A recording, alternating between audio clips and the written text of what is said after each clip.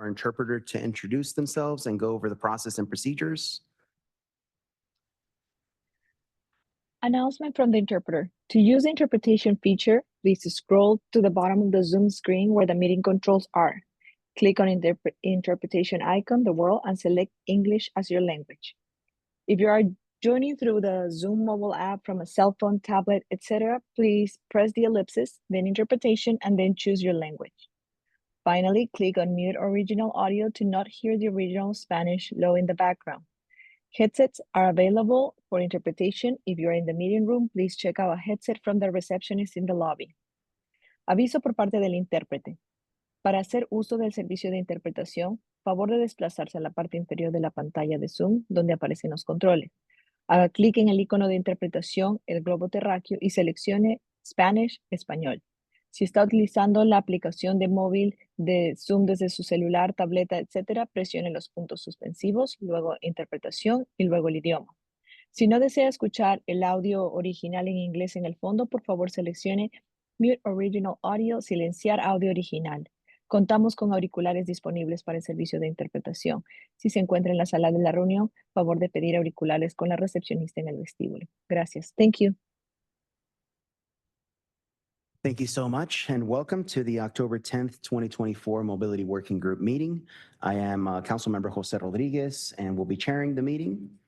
I would like to ask Tessa, that is serving as our clerk today, to confirm that we have quorum.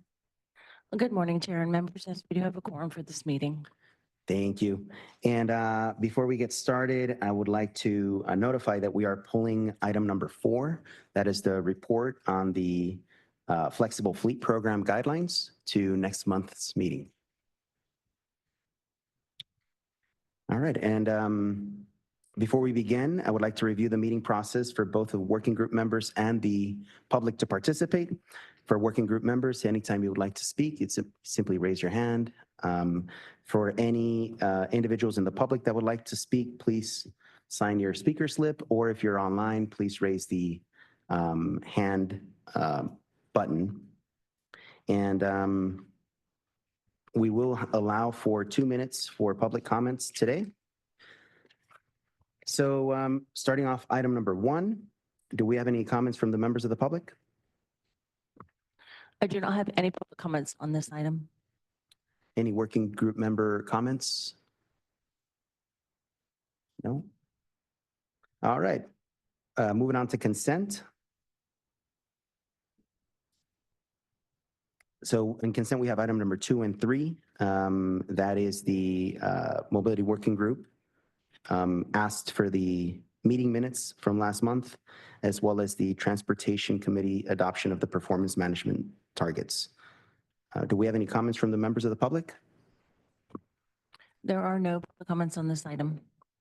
Any working group member comments or questions? Can I entertain a motion for approval? I'll move that motion forward. Thank you, Ms. Seabury. Can I get a second? I'll second that. Thank you, Mr. Morgan. All in favor, say aye. Aye. Any abstentions? 2 abstentions, 3 abstentions. Any opposed? All right, moving on. So moving on to item number 5, we will hear from SANDAG's regional planner, Brian Lane, and the Transit Fare Discount Study and Transit Equity Pilot Update.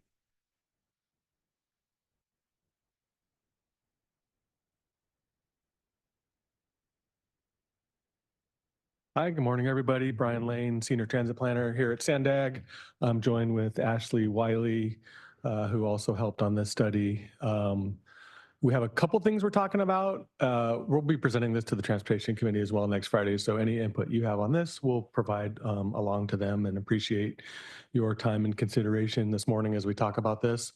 I'll hand it off to Ashley to kick us off, and then I'll wrap things up and talk about next steps and hopefully lead off any discussion that you may have about it. Thanks. All right.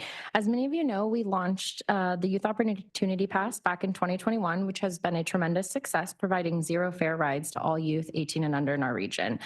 This program inspired us to explore what we could do more and achieve in the region if there was additional funding. So this study, we aimed to identify transit fare programs that SANDAG could potentially implement if there was additional funding, understanding the community priorities regarding fare policy programs, and assess the feasibility of different programs in our region while also researching a best practice around the country to inform our approach. Our purpose was to align our findings with the community needs and incorporate them into our 2025 regional plan, as well as outline the steps for the Youth Opportunity Pass in the future. All right, let's take a look at our project timeline. We kicked off this initiative last summer, setting a solid foundation for our work. And in the fall, we partnered with a bunch of community-based organizations across the region, which has been essential for effectively engaging the community. During the winter, we launched our outreach efforts, actively connecting with stakeholders and gathering valuable input. This year, we focused on finalizing our document. We've also been collaborating closely throughout this whole process with both MTS and NCTD to assess their costs and how various fare policy programs might impact their operations and overall feasibility. The final report was posted this week to our website, and I'll be providing you all a copy of that after this meeting. Yeah, the link to the report. The goal of this study was to explore the potential benefits and impacts to implementing free or discounted transit fare policies in the region. Our focus was to make transit more equitable while achieving several key objectives. We wanted to ensure that all community members had access to reliable transit options to enhance transportation equity. We wanted to also encourage more people to use public transit to increase ridership. We support environmental goals through sustainable transportation solutions, promoting climate sustainability, reduce the financial burden of transit for both the users and the agency, minimizing cost impacts, also to prioritize safety, security, and overall satisfaction for riders. And lastly, to ensure transit performance and maintenance meeting the existing standards that we already have. By addressing these objectives, we aim to create a transit system that serves everyone efficiently. We kicked this project off with a peer review analysis of other fare policy programs that were implemented by many transit agencies across the country. We analyzed 7 agencies, examining their funding mechanisms, the discounts that they offered, and the trade-offs that they made to assess the overall effectiveness of their programs. In California, many of the agencies were already initiating Youth Opportunity Pass programs just like ours. And we've engaged in discussion with them to learn from their experiences and shared all insight and learned what worked and what didn't. And the 7 agencies that we looked at for our peer review are the ones on the screen. So we looked at Kansas City, Albuquerque, Seattle, Los Angeles, Denver, San Francisco, and then Philadelphia. Throughout this collaboration, we gathered valuable lessons learned that can inform and enhance to grow our own programs here in our region. For this study, we prioritized extensive public engagement. We conducted a survey for over 2 months that had over 2,000 responses and actively participated in community pop-up events, visiting transportation stations throughout the region, and additionally engaged in several of SANDAG's working groups as we've been here before, as well as our social equity working group too. Our engagement methods include our survey that I just mentioned, the in-pop-up activities, and then we also did existing community outreach events that were already happening within the community, and we did a bunch during the holiday season, so we had lots of good engagement. I think we found a lot of our hosting tables at the transit stations. We got direct responses from the transit users themselves. And I know our CBO partners were huge in helping us enhance our outreach and engagement throughout the region. For our engagement efforts that I just mentioned, we organized 2 key activities for the community for our participation. In the first activity, we asked participants to rank their top choices of fare policy programs. And the options that they were given were to continue the free youth transit program, the YOP 18 and under, just as is. The other option was to expand free transit YOP to 24 and under. We also had an option for offering free or discounted passes to low-income individuals. And then we also had options for discounted passes for groups, seniors 65 and older, all students, no matter the age or the program that they were in, and veterans. The second activity we discussed was trade-offs, asking participants to identify their top 3 priorities for funding allocations if we had additional funding.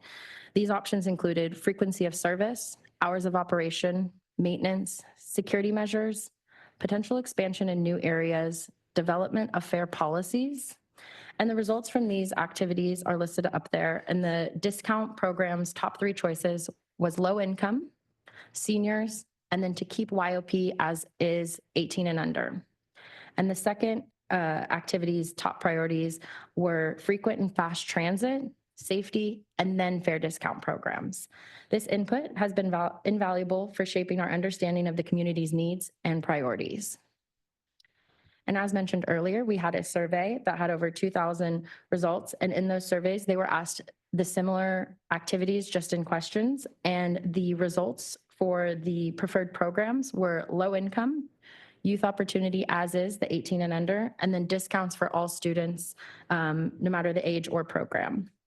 And then for the trade-offs, with limited funding, it was frequent and fast transit again as the number 1, extended service hours, and then third option again was the fair policy programs. And these insights reflected our community's priorities and will help guide our recommendations moving forward. And I'm going to pass it over to Brian, who is going to discuss the programs analyzed more and the transit equity pilot. All right, so we analyzed 9 programs eventually, and those you can get into the weeds of that in chapters, I think 3 and 4 of the report, and it's linked, I think, in the final slide here. So if you go to your iPads, I think you click that link eventually, but Ashley will also send that to you. I don't expect you to jump in the report right now, but if you do want to get into it, the first few pages in the introduction really kind of spells out some great things. But in chapters 4, we have all of the pricing scenarios that we analyzed, and then the assessment of each of those scenarios. We did like a deep dive into like what the projected ridership would be, the cost, and all those types of things. But the one we've started with, and it's kind of our baseline for all the programs that we analyzed, was this Youth Opportunity Pass. Continuing that, we also have the senior discount that's out there right now. It's Senior Disabled Medicare Pass that both agencies provide. That's a federal requirement, so that's kind of the baseline as well. But the YOP, is really popular, and I think we wanted to show the data just as a snippet here on this slide to show you, how much of an increase in ridership that has provided, how many actual riders in the blue chart on the right have actually been riding. Those are individual riders. The chart on the left is the actual rides they've been taking each month since the program started in April of 2022. And I think we've talked about this a little bit. We brought a report here about the YOP specifically. We brought that to TC, and MTS and NTD have both found it very positive program. Their board members all love it. The community partners we've worked with all love it. They've been asking for it for years. So again, that was our baseline for all the programs that we analyzed through our research in the study. And so here's all the other 8 programs that we did analyze, and Ashley kind of touched on those. A few of these we kind of had gone out to the public with generally to ask what they kind of thought about them. There has been a push to expand the Youth Opportunity Pass to 24 and under. Right now it's to 18 and under. But even when we were doing our social equity pilot, which I'll touch on in a little bit, even our community members kind of realized that the cost for that, because right now the Youth Opportunity Pass is about a $6 million, $7 million a year kind of endeavor to help reimburse MTS and NCTD on that. To jump that age from 18 to 24, you're now including, a lot of riders that are out on our system. Once you turn 18 in the past, you started paying full fare. They used to have a discount in the past, but they now have the full fare, or used to have the full fare. That's a big source of income for both agencies. And the start of the revenue for that is you're starting to look at $30-40 million a year to jump that to 24 and under. So even our CBO partners at that point kind of agreed that that jump may not be worth it. And kind of as we talk about, and we heard from the public that they'd rather see the investments, more into the transiting frequencies, making the service faster, making it safer, things like that. But we did also study just a youth transit discount between the ages of 19 and 24. And so instead of making it entirely free, kind of a halfway point through that, We did the low income program, and I think we were using federal thresholds on that just to kind of see where that landed. Like Ashley had mentioned earlier, we did have the special user types, the senior, disabled, Medicare, further decreasing those fares. Our sixth program we analyzed was in making entirely free for those. And then the seventh one was a discount for higher education students. Today, UC San Diego has a great program. It's the UPass. The students passed a referendum like over 10 years ago, I think now. They're about to actually vote on it again this November to extend it further, but they pay a quarterly fee in their fee, student fees, and that gets them a transit pass for unlimited use for that whole term. And it's been wildly popular there. Other schools and through our best practices research, we found had been doing that. It does require, unfortunately, UCSD didn't do it out of the kindness of their hearts. They, put the fee onto the students. I guess everything would ultimately become a fee onto them as well. But the prices that MTS and NCTD were able to negotiate with them on that was a wildly discounted price compared to the total monthly pass that a normal person might pay today. Those we've been asked to talk, and MTS and NCTD are always in talks with the various universities in their jurisdictions about, are they interested in something like that? Because if we could get more universities and colleges and secondary institutions on something like that, you could, first, you not only probably have a lot more riders, you could have guaranteed income from that, which does help the transit agencies. So we did look at that. I know I've heard SDSU has been interested in running a student referendum themselves to do something like that. But again, it takes a lot of groundwork from the students.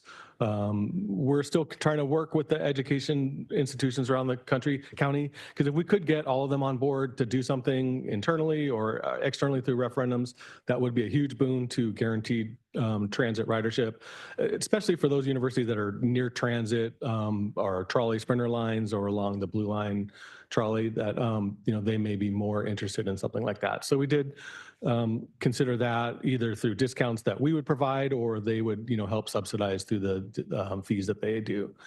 And then our last two were just kind of the full spectrum of a fair discount for all users, maybe half off. And then the last one was a no cost one for all users. And so the results, as you might expect, were varied on this.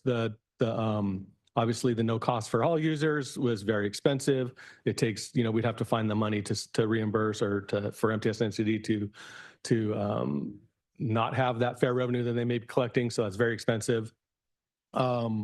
The other ones kind of varied as well, and we did just high-level modeling on what the ridership gains might be, and you do get a bigger ridership boost when you make it free for all. But again, with our research and discussions and our stakeholder meetings with MTS NTTD, our CBO partners, other stakeholders we had, including the public, again, they weren't really interested in a free fare for all. First, they didn't believe it would actually even happen. That's kind of a dream. But they also knew that that's a lot of money that you'd need to find, and they'd rather invest, again, those monies into better service, things like that, as we work through our regional plan and try to find funding for these. What we did get kind of out of this and our key takeaways were, again, I've kind of been hitting this, number one, the frequency, service improvements, and safety are priorities for the public and the transit operators. They really do want us to keep that youth opportunity pass when we're doing our pop-ups and out in the public. Again, we were hearing how much they loved it. Hope it can stay permanent.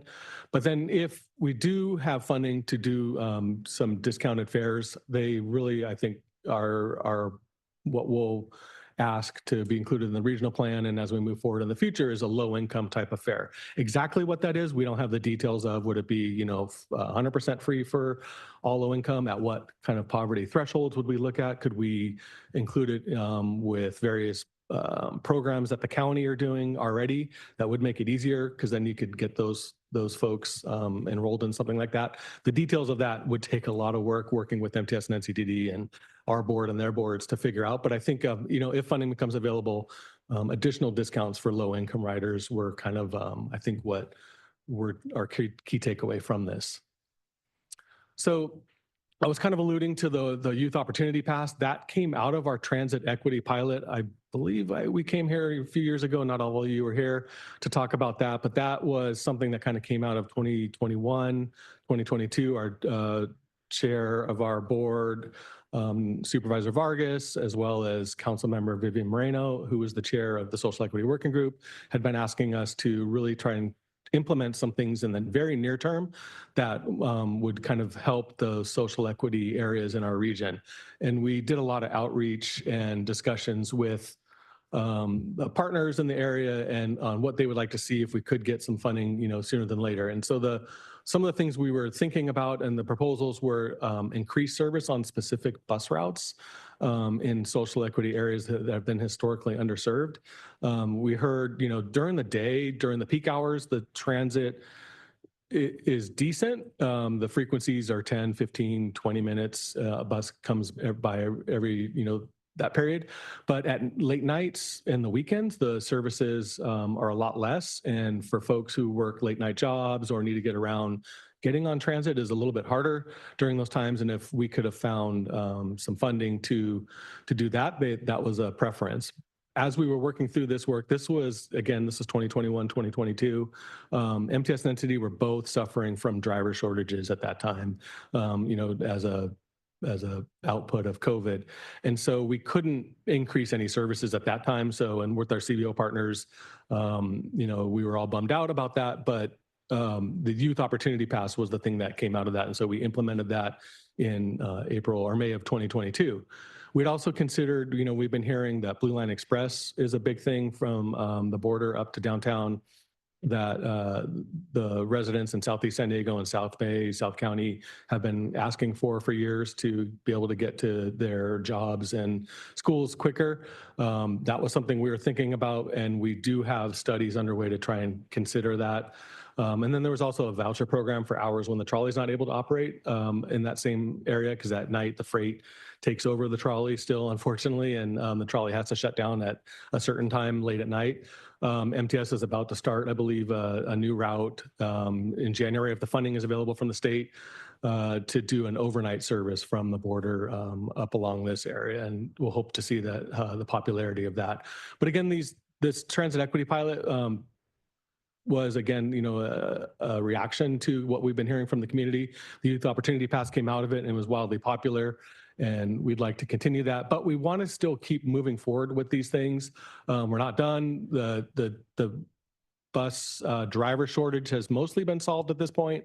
But again, funding is always the biggest concern for the transit operators. And where can they put their resources? How can they increase services as new funding becomes available is always one of the biggest concerns. And they are looking at social equity areas. They've done social equity listening tours themselves to try and find out, where is the service most needed. When we do our work with the regional plan, we're trying to get people out of their cars to get onto transit to help with our goals in the regional plan. But it's about that balance between, do we have the funding for it, and what do we need now? What can we continue forward with in the future? But again, those service enhancements was still, we heard that from the public during our transit fare discount study, that they really just want better service, that the service is okay today, but they really would like more frequent, faster, safer service. And I think if we can keep building a network like that, we know that more people will ride in the future. But we're still looking, and we'll work with MTS and NCTD, on the idea of earlier first departures and later departures on these on the routes in these areas. The early morning, late night frequencies. Weekends, again, we've been hearing a lot of problems with that.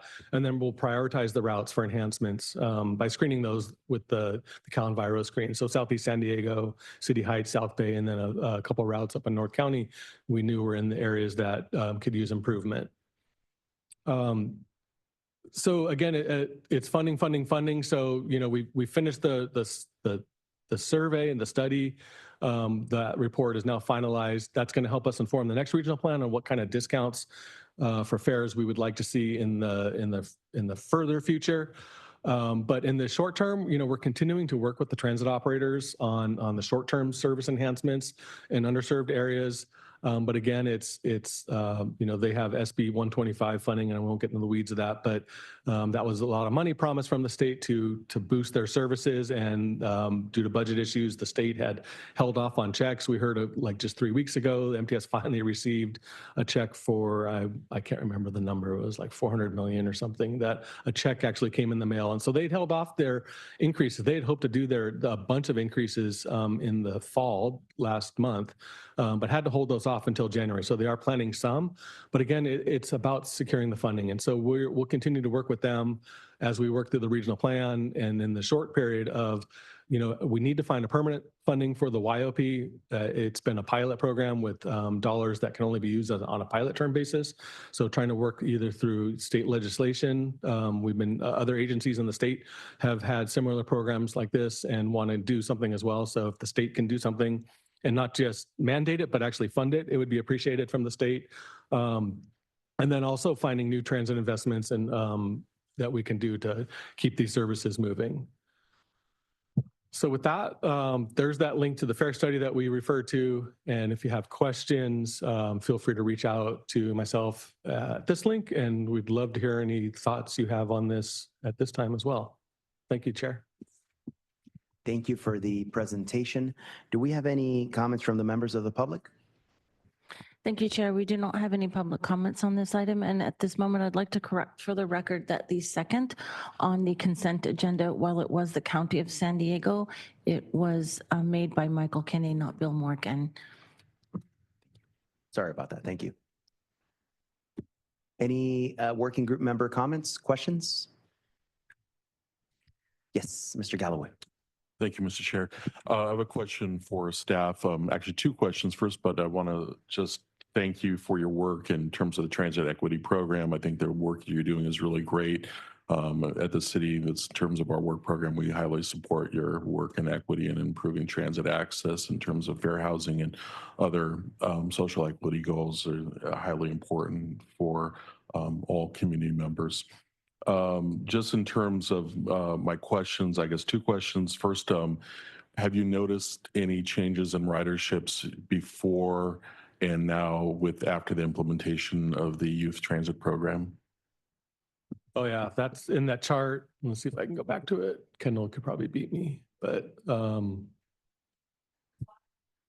don't know. I'm here.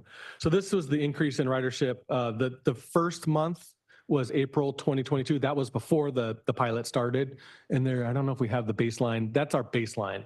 And so after it started, I mean, it was a little bit of a tick up in May of 2022, but you can see, we were below, it was around 300,000 riders a month.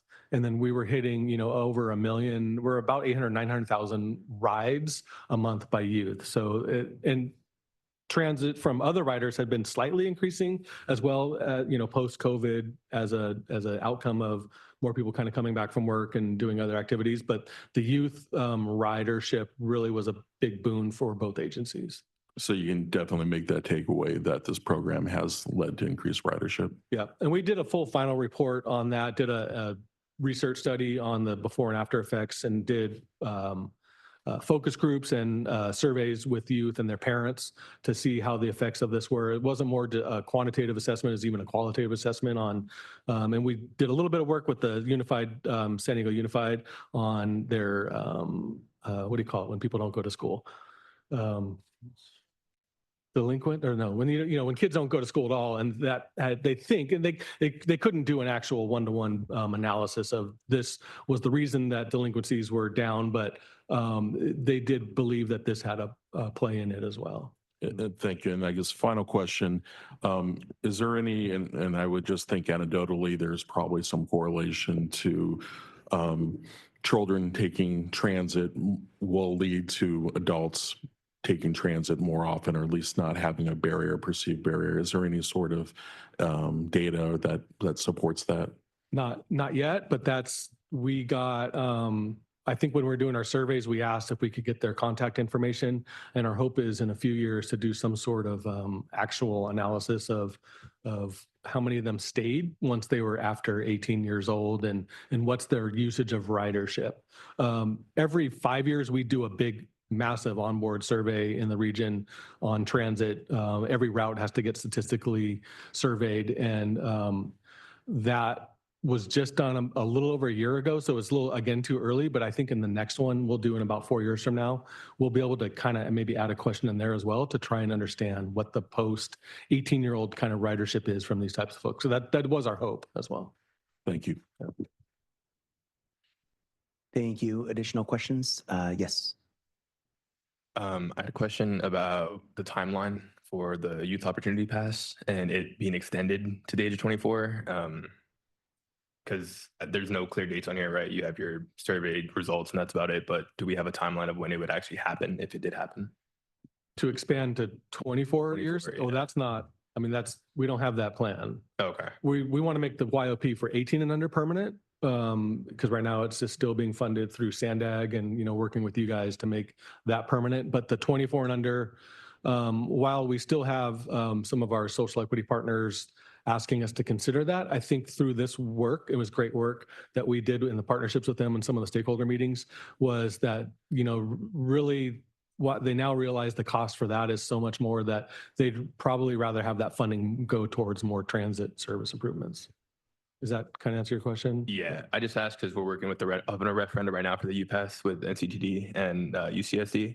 And I believe the cost that they're currently paying is somewhere around $60. So that's per student per quarter. So that's about $250,000 per quarter just for UCSD. Right. So I was just wondering where that funding would come from if you were to get it, like the grant, if that would be plausible. I'm not sure I understand. Question. If the youth opportunity got extended to 24, Oh, because most of those students are under 24 is what I'm saying. So that Right. funding, you said it's already difficult to get. You're trying to keep the YLP for under 18 permanent. So. Right. Yeah, that was another, we were actually approached by UCSD that, they have my son actually just started UCSD and he's still 18.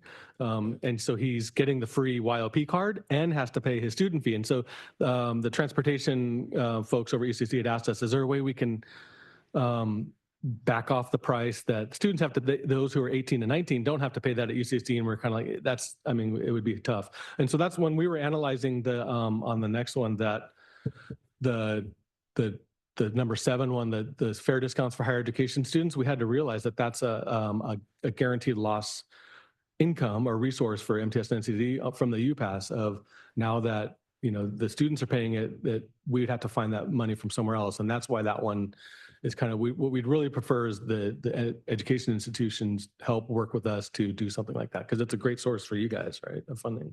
It also funds UCSD's transit, their own bus services. So it also supplements that. So I don't know if you all would supplement them or if they would ask you to do that, but I doubt it. Yeah. Cool. That's it. Thank you. Thank you. Ms. Cotter? Well, Hello, sorry.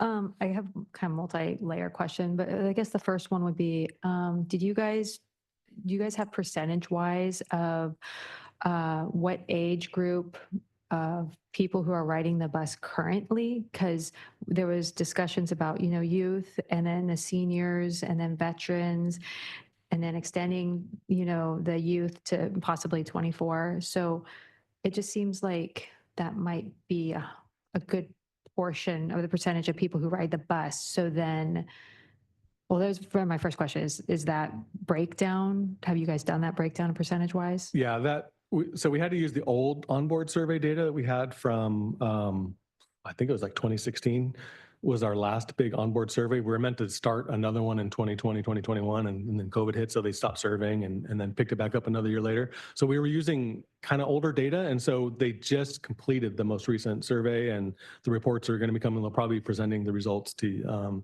this group in the near future.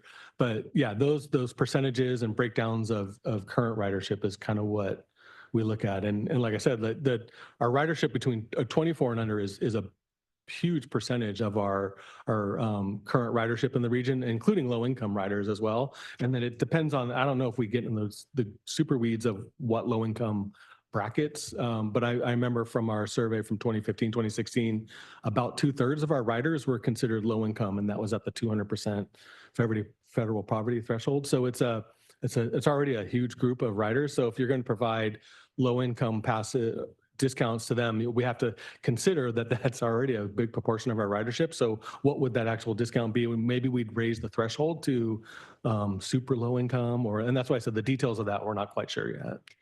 Because I guess the next part of my question would be, or comment, is if a good percentage of those riderships would be getting discounts or, no fees, then that'd be less money going into NCTD and MTS. And then I'd get concerned with, there's supposedly some funding coming from various sources to supplement that so that these transit, these buses and stuff can be maintained and keep going. But then how can we maintain this year after year after year? I'm assuming there's going to be a point where it's going to there's going to be no funding available, and then what?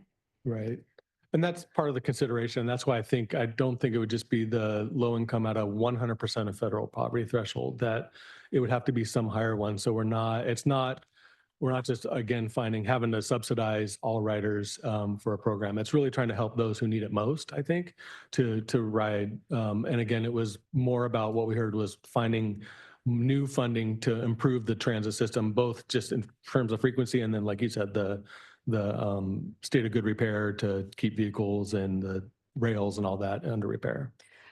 And then one more, I guess, comment, because I guess also a lot of, I guess we're trying to move towards electric vehicles. So I don't know what the percentages for NCTD or MTS is in obtaining all their vehicles to be electrical. So I'm just wondering how this would play into the cost as well. Right. That was a big concern from MTS and NCTD, was they have this state mandate to go, it's zero emission vehicles is their mandate. NCTD is playing around with hydrogen vehicles, I believe. MTS is doing electric. They may jump into checking hydrogen.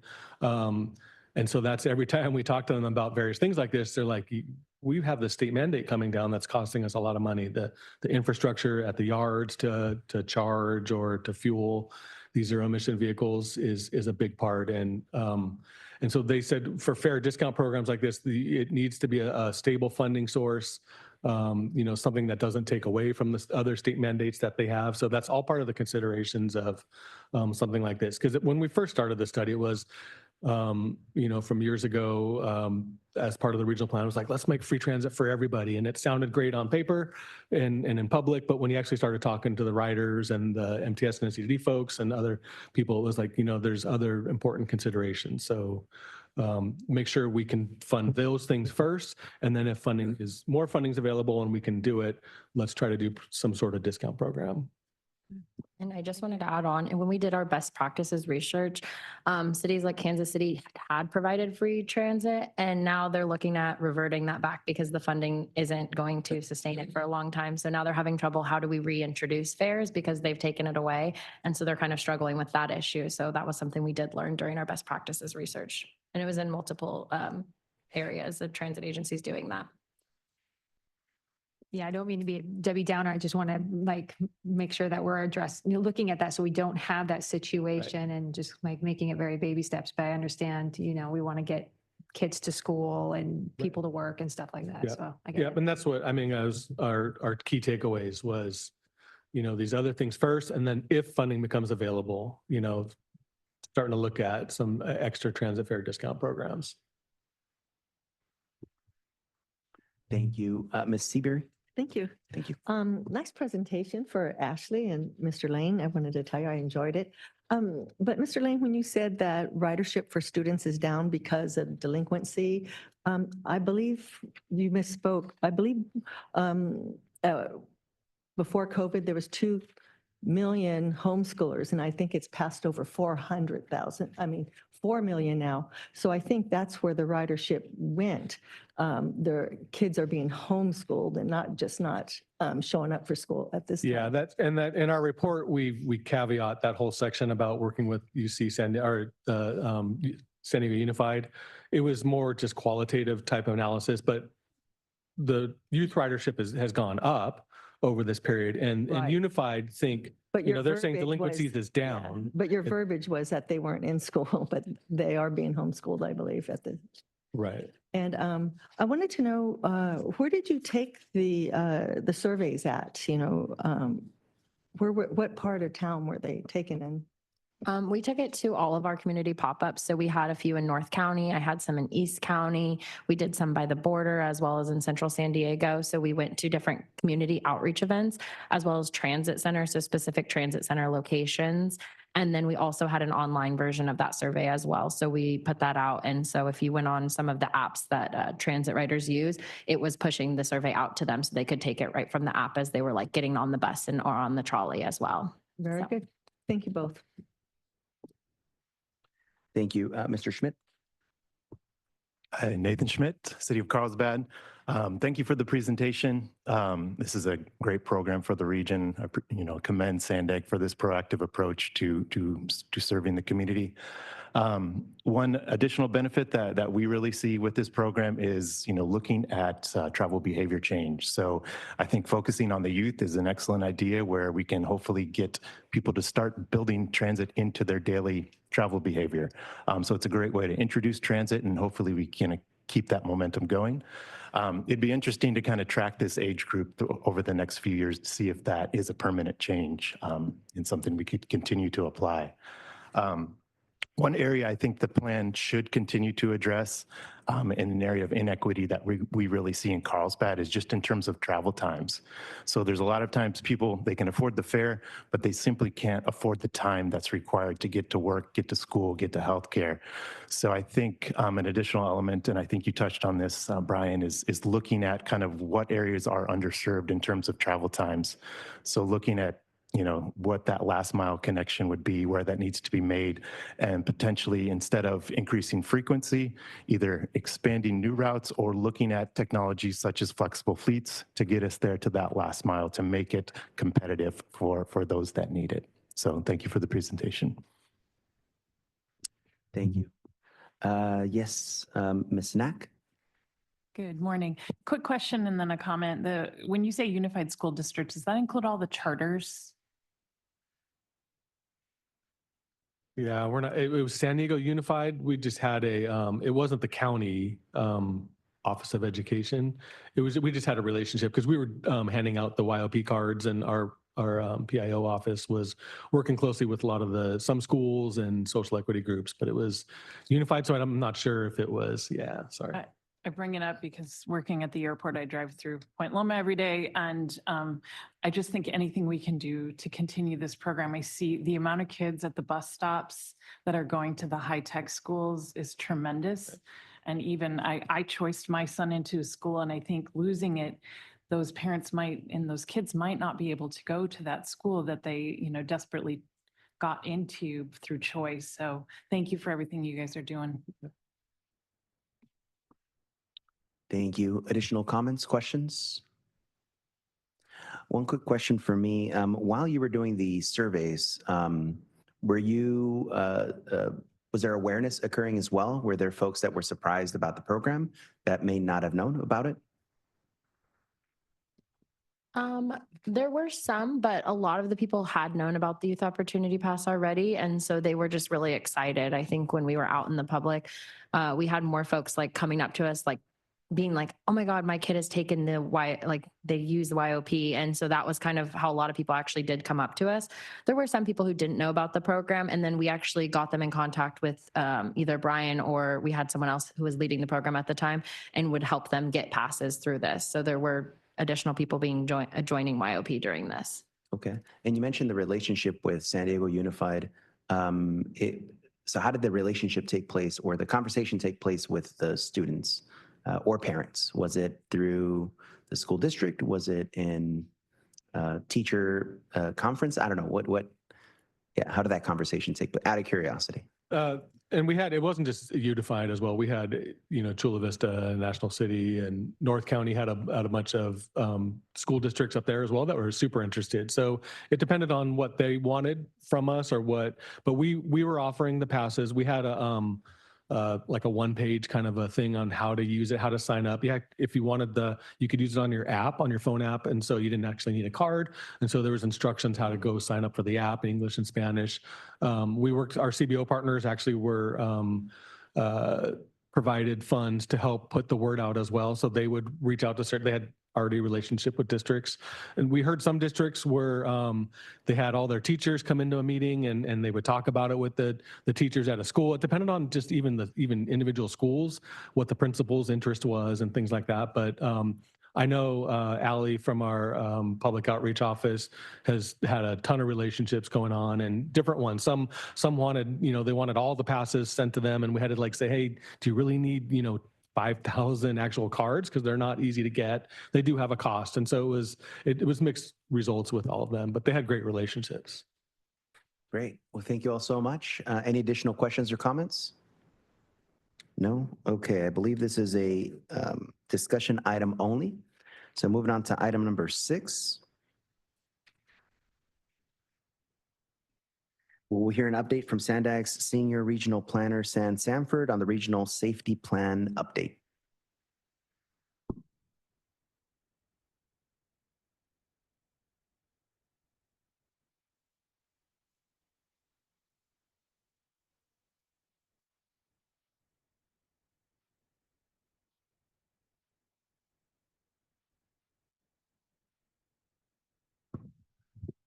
Good morning, Chair. Good morning, working group members. It's a pleasure to be back before this group. It's been a few months now.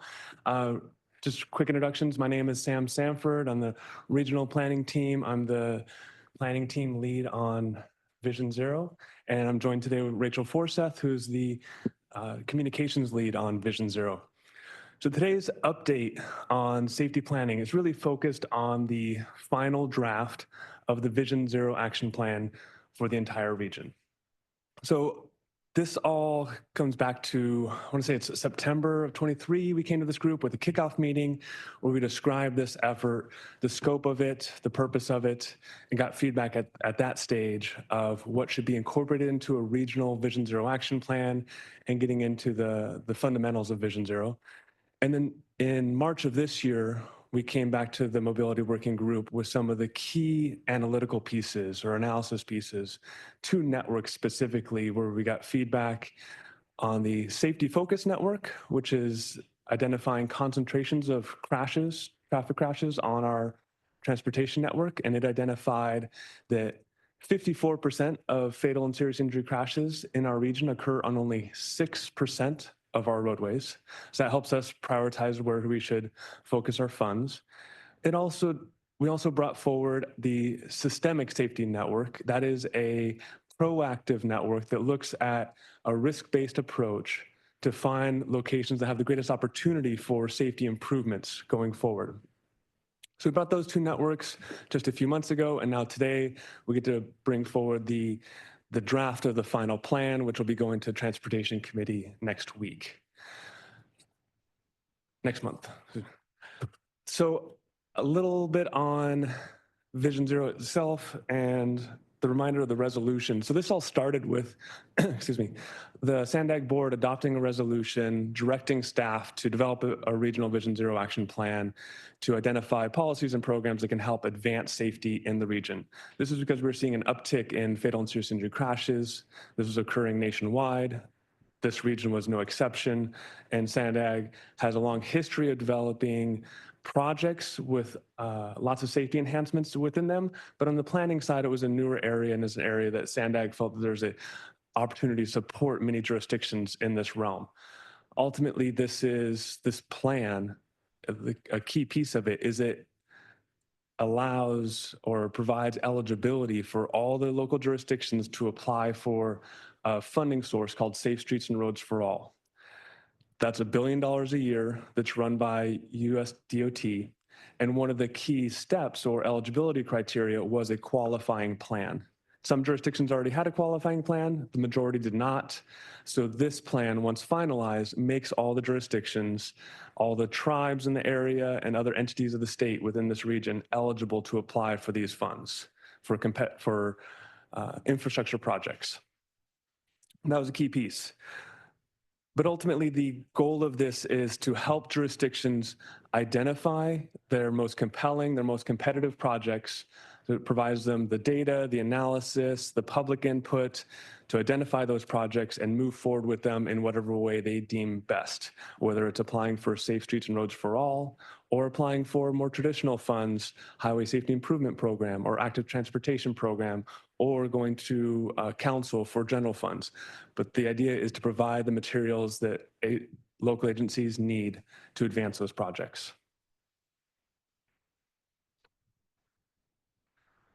So here's a quick look at the plan, and if on the PDF version at least, the plan starts on page 35, the draft plan with the draft stamp on it. And it's really meant to be digestible by the public. It is broken up into 4 main sections, and many of the sections have several appendices that support them, technical appendices that support the analysis and data behind them. But today's focus is really on the draft plan itself. The first chapter gets into answering 2 questions. What is Vision Zero and why does it matter?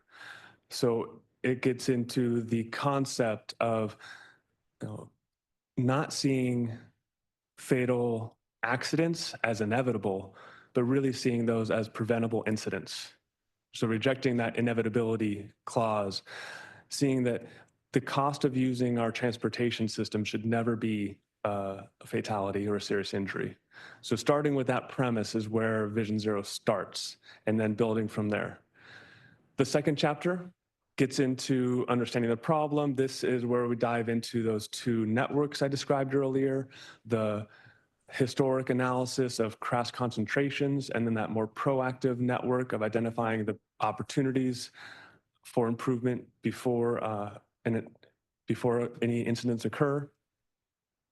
Chapter 3 gets into developing solutions. This is where we dive into what we heard from the community through both surveys, online, and then in-person engagement about what they would like to see as far as improvements on roadways. It also talks about how the prioritization process to further refine those 2 networks, taking them from several hundred miles down to a much smaller segment of where there's going to be the most competitive projects or components.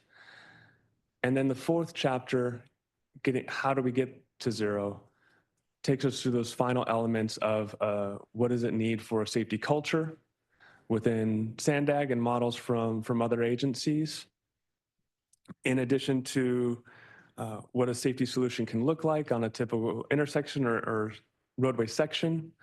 How are we going to monitor and evaluate our progress on this in future years? And then ultimately, this is an action plan, so then we get into those implementation actions.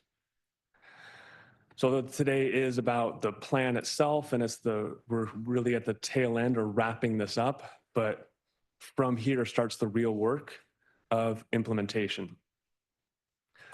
Now, on the implementation side, I think the goal of any real change in an organization is to institutionalize that change so it has that longevity and that efficacy throughout an agency.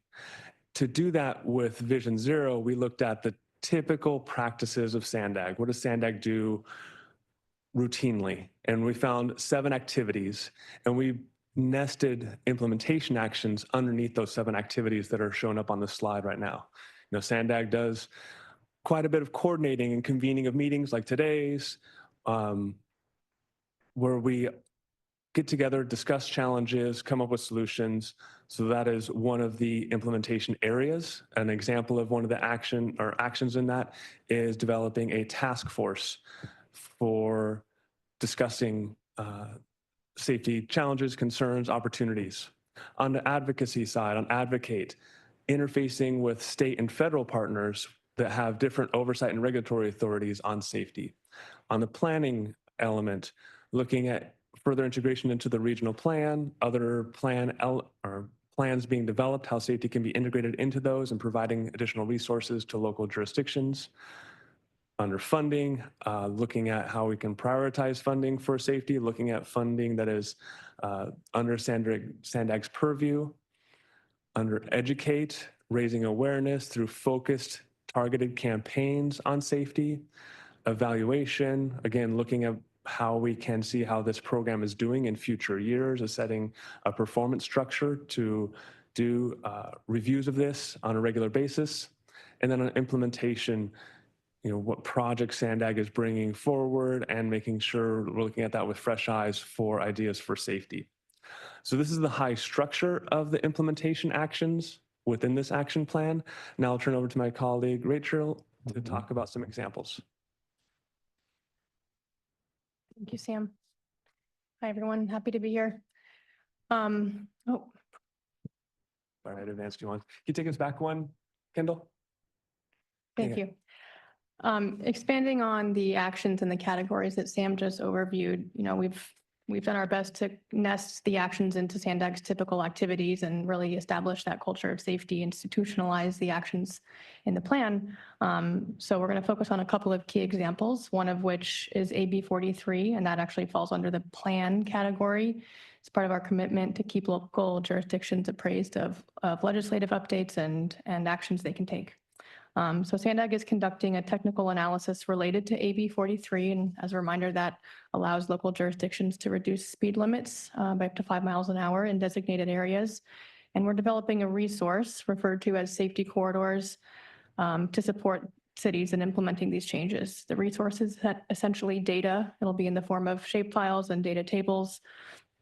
And SANDAG will be presenting this information to local jurisdictions during upcoming project development team meetings. So your colleagues will be hearing about this and we'll walk them through the data and its applications. Safety corridors are, specific road segments where speed limits can be reduced, particularly in areas with high pedestrian activity, bike lanes, or a history of collisions.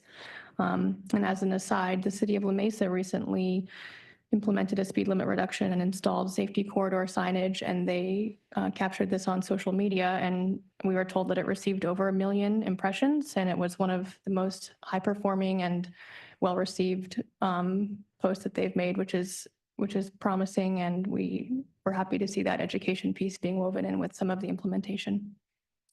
Additionally, we have developed a digital library, but this is where the action plan becomes tangible. It is not a plan that sits on a shelf. This is really a digital tool. It's dynamic.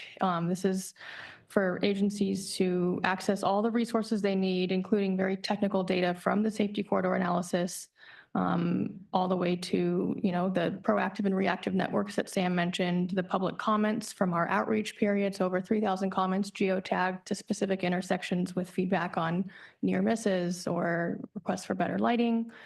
And of course, the traffic safety dashboard, which has crash data at a very granular level. So this is to give our cities every possible piece of data that's at our disposal and ensure that it's usable and user-friendly and regularly updated.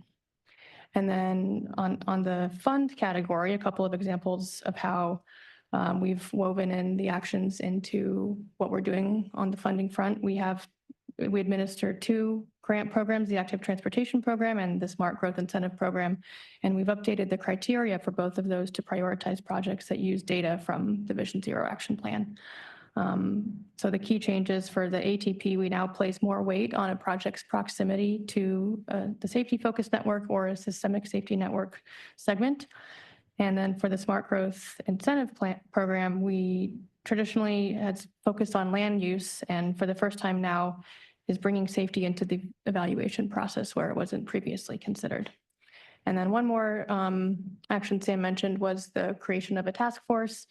And to maintain the momentum we've developed with our sub-regional project development team members and the technical advisory group and a very wide range of invested stakeholders, we're proposing the creation of a task force that would really advise SANDAG, advise SANDAG on development and implementation of actions, how it's going for them, brainstorm solutions together to the challenges that our cities are facing. Next slide. So looking ahead at our kind of next steps and milestones, we'll be presenting the final action plan to Transportation Committee on November 15th. And similar to the 2021 regional plan, the 2025 regional plan will include a policy element focused on Vision Zero with the data from our action plan directly informing this element. So we're currently in the process of developing that. It'll be included in the draft 25 regional plan.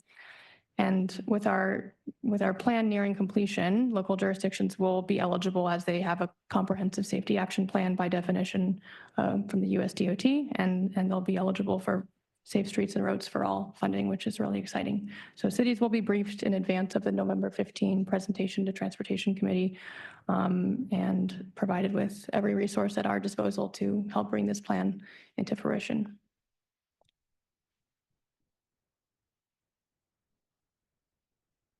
That concludes our presentation. I'm happy to take any comments or questions. Thank you for the insightful presentation. Do we have any questions or comments from the members of the public? There are no public comments on this item. Any working group member comments, questions? Yes, Mr. Alberto. It's a question. So for the documents going to be used as part of like Safe Streets for All funding for the federal sources, would that be something that the cities would need to create like a resolution of support or opt into utilizing this document specifically for the city as part of that application? Or would that be like a joint application with the agency and SANDAG? Yeah, thank you for the question.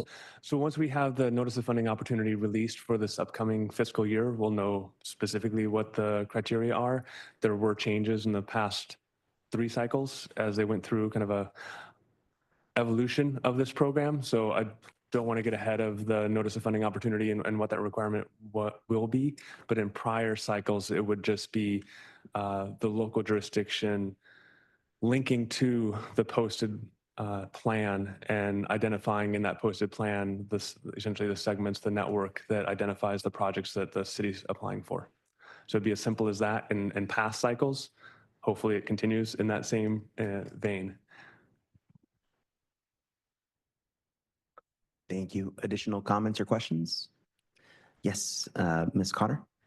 So I kind of want to piggyback on your comment where I think I spoke with you in the past where I know that SANDAG is creating this document, this action plan, and I actually just recently got a grant so that I can do an action plan for the city of Oceanside. So from what I understood from our discussions in the past is if there's something within the SANDAG document action plan that could benefit Oceanside and we can play off of, we can go for that grant.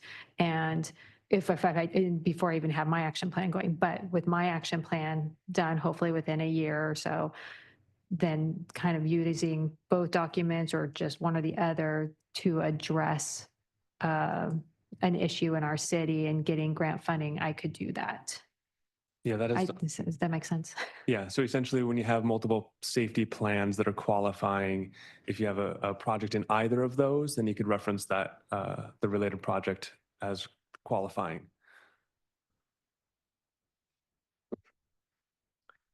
Thank you. Mr. Manganiello. Thank you. I had a question. How are you going about reaching out to the various local agencies to collaborate on, based on a data-driven approach, collaborate on identifying and developing these safety enhancement projects? I'm glad you asked this because I skipped it in my slides, so I'm glad I was able to bring it back. So since we kicked off this project and we've been coming to working groups, we've come to this working group, this is just our 3rd time, but we've had a parallel process with a technical advisory group, which is multidisciplinary and includes some jurisdictions, but also school districts, higher education, first responders, and others that we've been able to share ideas with and get their responses with. In addition to that group, we've been meeting with a local agency project development team. So that's been meeting quarterly. We generally divide it into 4 portions of the county, since it is a large county and there's very distinct users of the transportation system. So we've been meeting with them, and that's where we were able to dive into greater detail and share draft analysis for the safety focus network and get responses about how things are shaping out and addressing questions that might come up. So that's been a parallel process to this that's been at a higher frequency than the mobility working groups. And so I see actually several of the members for the local agency technical advisory group here today, which is great to see familiar faces. Yeah, I guess just how do local agency engineers get notifications? Are they able to attend these meetings? Particularly the last one you mentioned, the local agency group, not the technical advisory committee. I know that's pre-established, but again, I'd just me personally, as city engineer, I'd like to have that opportunity earlier on in the process to review your preliminary analysis so that I can help provide some local perspective. I feel like a lot of times with these regional projects, by the time it gets to this group, it's already like it's already 90% developed and it's hard to go back. So we do have another meeting upcoming to share with local agencies more details about that resource hub that's being developed for owning agencies. And so we'll be sure to include you on that. Right now, I'm not recalling the name of the representative from National City that's attended prior meetings, but there has been representation as well. Thank you. Councilmember Seabury. Thank you so much. I wanted to know that, is it just on freeway systems or streets, city streets, the 4,400 deaths? Very good question. So this analysis focused on the entire roadway system, kind of as the public travels it. So they're not thinking of if I'm on a county road going to a Caltrans road, with the exception of we did exclude access controlled facilities. So if you think about an interstate that has on-ramps and off-ramps, those function at a very different, different ways and have different countermeasures as well. So those were excluded from this analysis. So everything in this plan is focused on the remainder of the system. And most of these deaths, time-wise, night or daylight hours? Most are in daylight hours, likely because there's just more usage in daylight, but there is a higher severity rating with nighttime. And that's probably because there's less response time when there is an incident. And have you taken in consideration DUI drivers as well as people who are impaired by drugs? And if there's no way to implement any kind of safety unless you incorporate sheriff's police with DUI stops, will that be implemented as well? So part of the safe systems approach is really looking at multiple layers of protection. You know, roadway design can do so much, but it cannot do everything. We also have elements about response enforcement, safe car design, protection for non-occupants as well for vehicles, speed. So there's multiple elements. All those, we want to focus on all those in order to have a safe system. The idea being if one of those breaks down, there's several other layers of protection. So to get to your original question, intoxication was included in the analysis and is one of the challenge areas for our region. Working with first responders and law enforcement, that's where in that technical advisory group, we did have law enforcement involved. That's another area that we can continue to grow and want to continue to grow. Because that is one of the challenges our region faces. Because I feel that the only way to stop people that are impaired under any kind of substance is the DUI stops. Unless you're going to invent a car that they have to always blow into or something, you know, or that everyone would have to do that then. Yeah. I think there are, on the behavioral side, there's different countermeasures, different safety solutions, in addition to it can be enforcement, which is punitive, getting people after they've made a decision to get behind the wheel intoxicated. But ideally, we could also get ahead of that and provide other opportunities so they have an option of, if they're intoxicated, they have easy mobility options to get to where they need to get without getting behind the wheel. Hopefully that will be implemented soon. Thank you. Thanks. Thank you, Councilmember. Additional questions, comments? I'd like to, I don't know if this is on the presentation, but on the printed form, it is page number 55. Can we pull that up by any chance? It's the safety solutions, reduce the likelihood and severity of crashes, implementing safety solutions.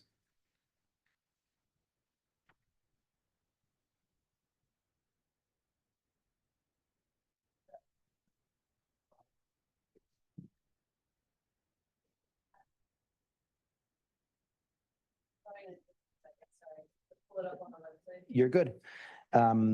So just as sometimes it's hard to talk about big picture changing our infrastructure. And I know we started with this in Vision Zero, but just as a reminder, in our own city on September 30th, there was a hit and run accident and a member of our community passed away, unfortunately. And due to our fault system, which was recently implemented, we were able to find the individual who ran and fled from the scene. But it is a constant reminder for us to think about safety for our pedestrians. This particular individual, I believe, was walking around 2:30 in the morning, and the motorist did not see him. But so I think it's page 55.